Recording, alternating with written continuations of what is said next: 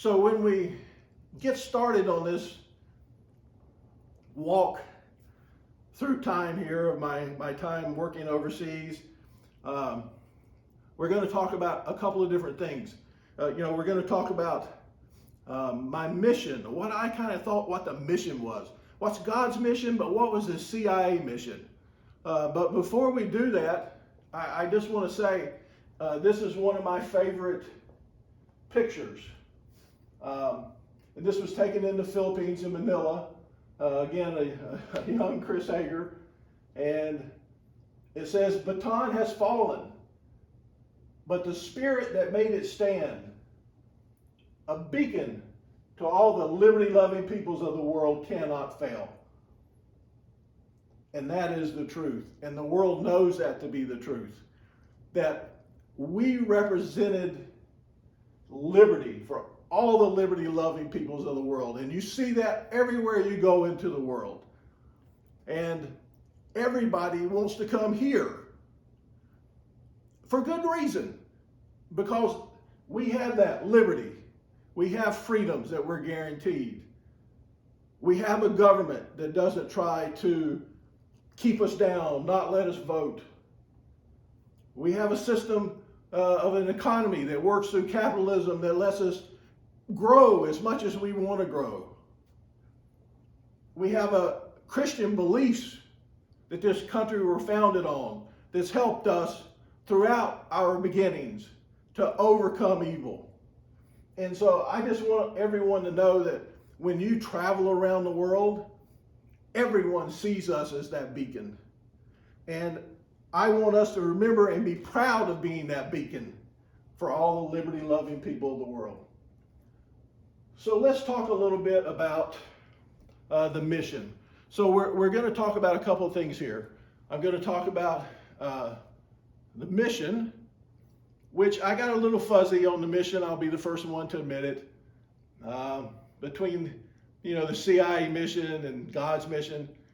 We'll talk about the enemy, and the enemy really gets confusing.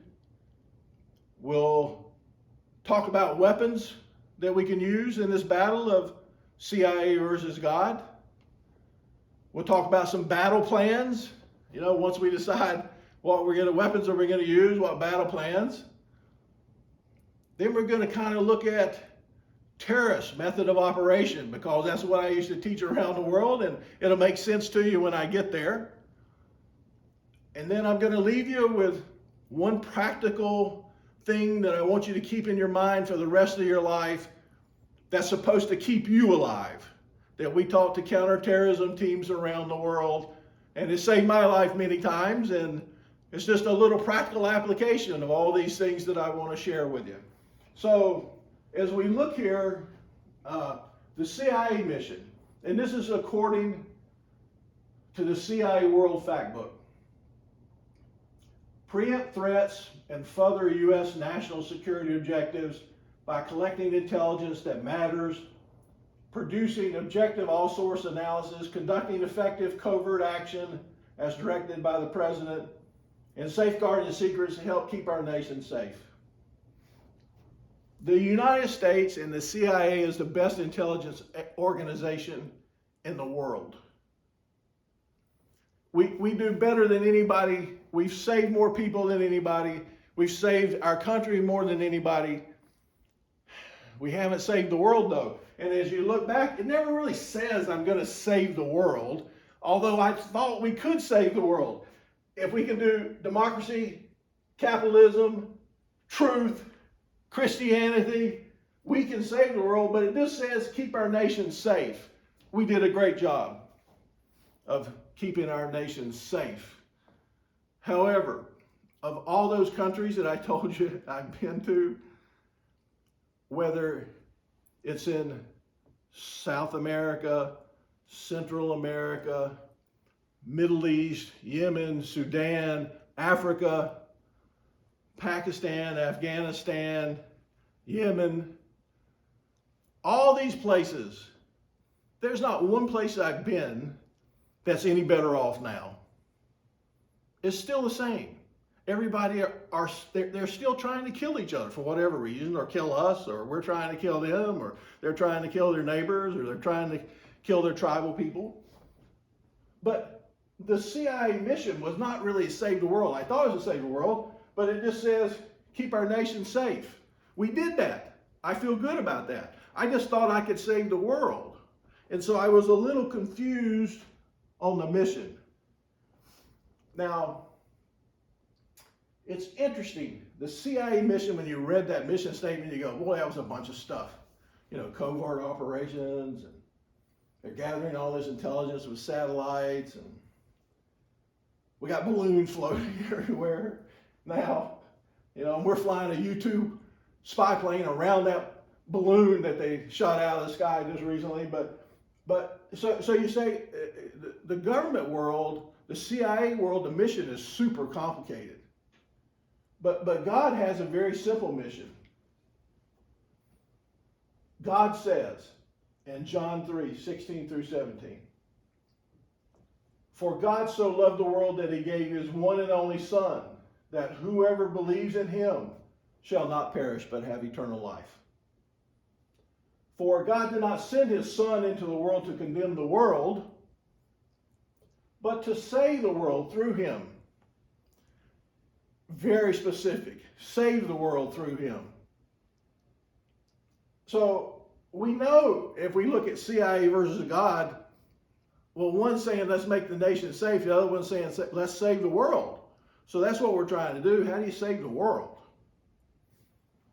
And then God was very clear with the Great Commission, which is Matthew 28:19 through 20, where he basically said, as he was ascending into heaven, you know, you would think he would kind of give you some good last words there.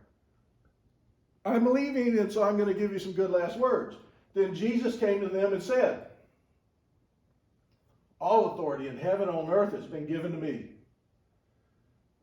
Therefore, go and make disciples of all nations, baptizing them in the name of the Father and the Son and of the Holy Spirit, and teaching them to obey everything I have commanded you. And surely I am with you always to the very end of the age." Pretty simple. I want everybody to know about Christianity, and I want you to go tell them. And we got to save everybody we can before we get to the end and we don't have any more chance to do it. I want you to do it before I come again. And it basically tells you the only way you can do that is you got to kind of start in your little neighborhood. And the first person you have to save is yourself. You have to make the decision that you're going to accept Jesus Christ as your Savior. And if you haven't done that, then you need to go talk to your pastor about how you do that, because that's the most important part. That's the very beginning of this CIA versus God. How do you save the world?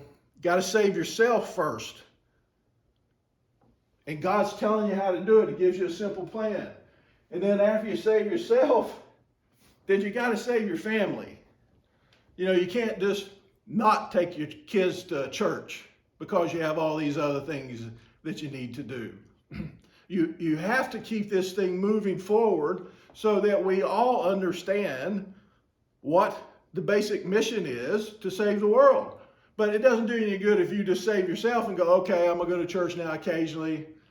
You know, but my kids can't go because they're so busy with soccer or football, or I can't go do that. I got to go to the softball game. I got to go to the soccer game. My kids don't have to go to school. You got to save your family.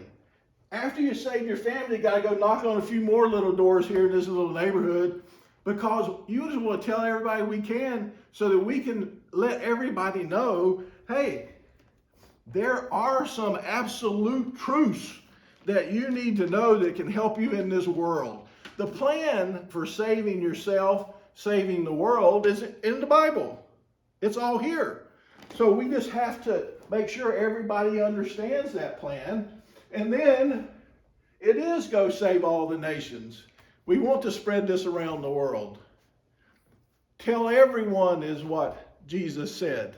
So that's God's simple mission versus the agency's somewhat complicated mission. And so now I want to transition to, who is the enemy? And this is another one where I wish I could tell you that it's so easy, but it's not. I thought it was easy. You heard me tell you about President Mobutu in Zaire. President Mobutu was supported by the American people forever because he was helping us to overthrow communist governments in his area. There was always like a big civil war with Angola. And obviously, he's helping, and so we help him. But in reality, he was a dictator. He took a lot of our stuff, a lot of our money, stole our money. And it's just like everybody else we support, to be quite honest with you, is everybody we give money to, all these countries that we give support to, unfortunately, when you look back on those countries, nobody's any better off. Did we stop some things from happening that could have caused us some issue not to be safe in the United States? Yes. Did we overthrow the Soviet Union, which was a severe threat to our safety? Yes. Did we save the world? No, because the Soviet Union, they don't believe in God to begin with. China doesn't believe in God to begin with. They're never going to respect us because they have no moral code. So it's difficult. In the long term, Mobutu, not the best guy to be around. You go to the Philippines, and you had the Marcos family, give them tons of money. They had communists kidnapping Americans in the South, the Moros. They had the New People's Army, the communists, assassinating 500 of their own military officers and police and government officials in Manila, on an average year. They killed my friend Nick Rowe, who was a Department of Defense service member who was unfortunately assassinated by the New People's Army. I spent a lot of time in the Philippines. I love the Philippines. As a counterterrorism person, you could go there. You're fighting the communists. You're fighting the Moros. The Islamic rebellion in the South. You're fighting poverty.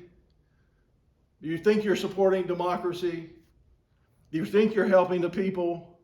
But in the end, it's still the same. I got caught in a coup there one time. Unfortunately, when the government, again, we go back to that tribal thing. I had one part of the military fighting the other part of the military, and I come out one day, and then all of a sudden, I look around, and they got my hotel surrounded. They got little blue bands, and I'm going, this is not good, because this is what happens every time. And I was lucky to get out of my hotel. Went to the embassy, and we realized the coup had started.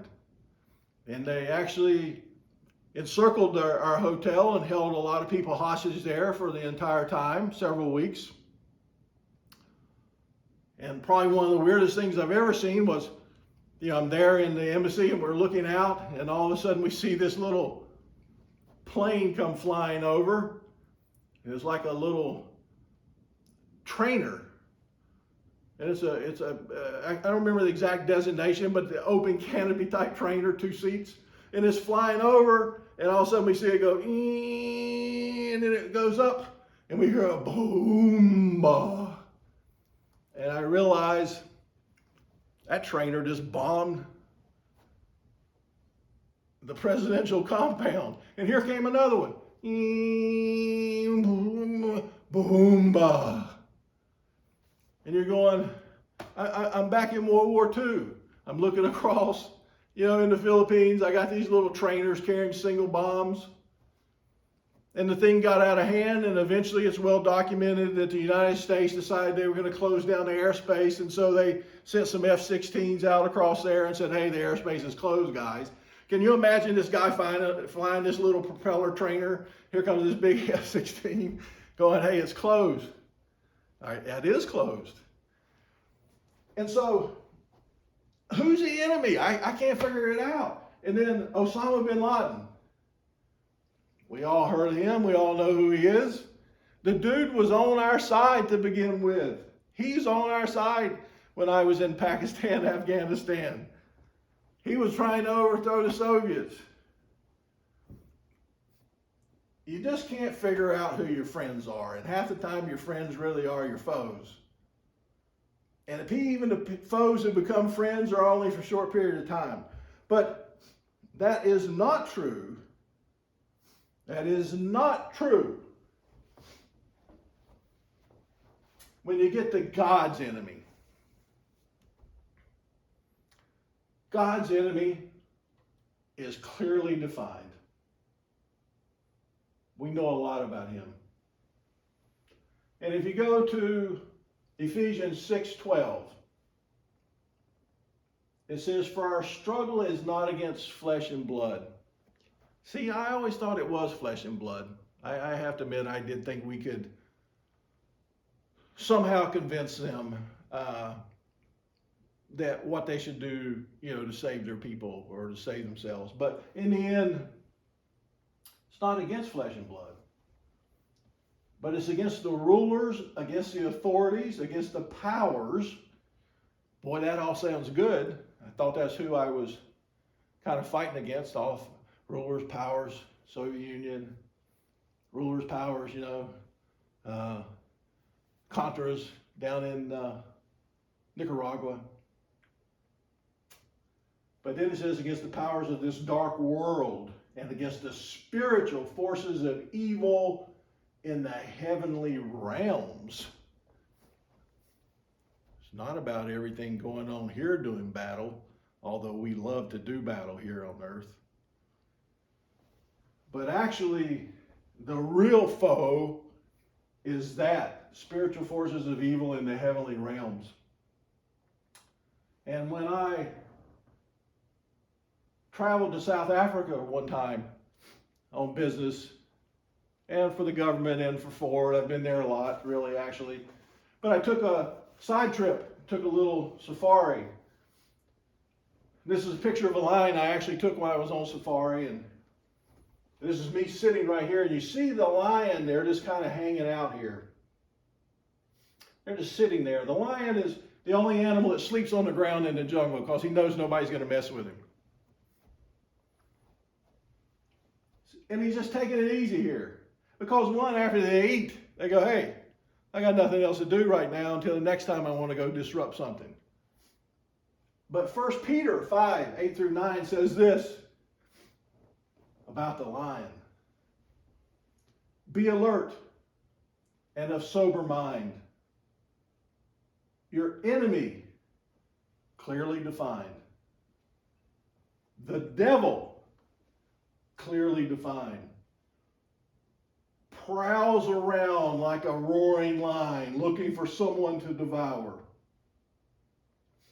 He's just hanging out. And he's not worried. Just like this guy. He's not worried because he thinks he's in charge. Because we let him think he's in charge. Resist him, standing firm in the faith, because you know that the family of believers, which is us, Christians, family of believers, throughout the world is undergoing the same kind of suffering. We're always going to suffer. It took me a long time to figure that one out too. We'll talk a little later here when we get to the purpose, about what your purpose is and where you're at. But I kept always hearing this term, that we're foreigners in this land. And I go, I'm not a foreigner in this land. But it took me a long, long time to figure out, I really am a foreigner in this land. And I go, darn, how did that happen? How did I become a foreigner in my own land? But we'll talk about that a little later. very defined foe when it comes to, what our enemies are.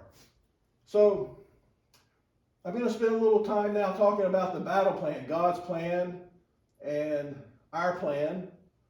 But before I do, I just want to tell you, one more story when we saw Mobutu there about friend or foe.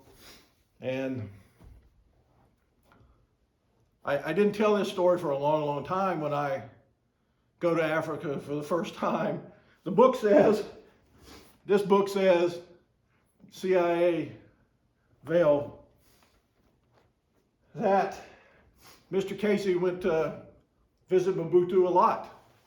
And it says that we trained counterterror teams there, and we trained presidential details there. And I spent a lot of time in Zaire. So first time I go to Zaire is first time to Africa. As we're flying over there, a person on the plane there, is only a small group of us on the plane with Mr. Casey. And that person tells me, it was a secretary, and she goes, Chris, be careful when you get there, because last time we were staying in the presidential palace, and I went to go into the bathroom, and there was a snake in my toilet. And so she tells me this story about how this snake was in her toilet.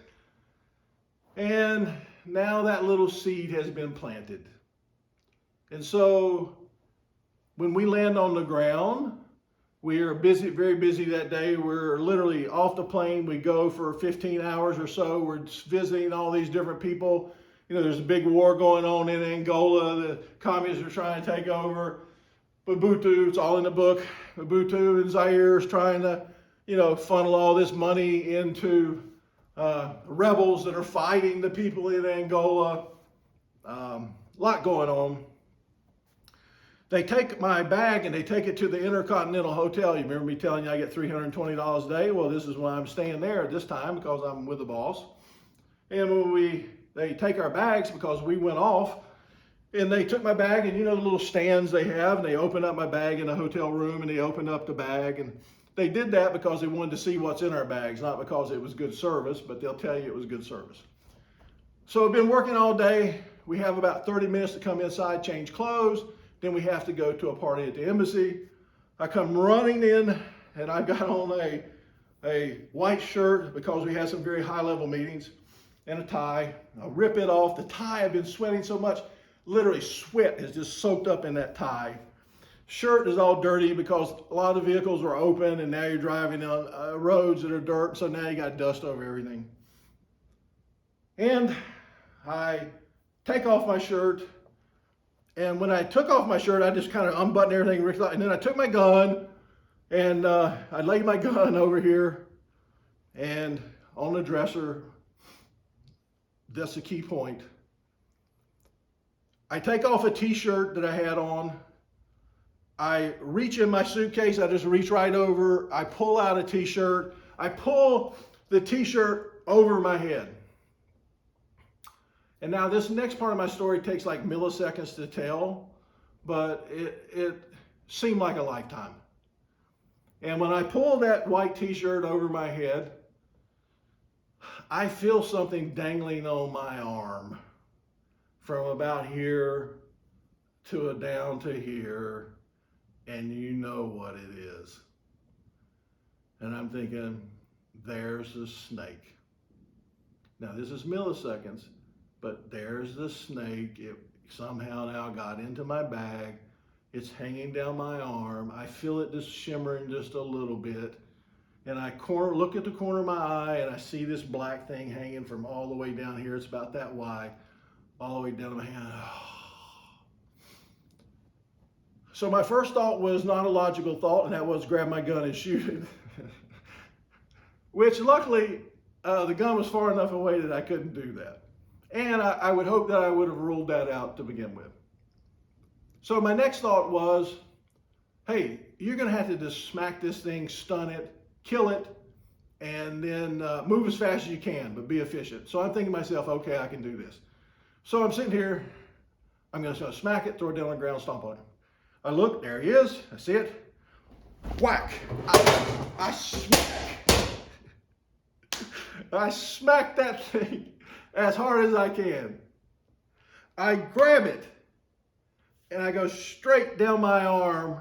And when I did, I hit the edge of my watch, which is really sharp, and I start to bleed. But I throw it down, and then I stomp that snake. Oh, I stomp you. And I'm looking at it, and I'm going, that's not a snake. That is just a knit sock, and it was static electricity making it shimmering on my arm. And so I almost shot myself over a knit sock. But it's because she had put it in my mind that snake was going to be there. So it also shows you how easy you can be influenced by people to accept things that make no sense because people are telling you stories that give you some influence. So I do want to stop kind of there, and we'll go into the CIA battle plan. But to remember that sometimes friends and foes are hard to define. Our foe with the devil, easy to define. And don't let people influence you with their ideas and then you make bad decisions.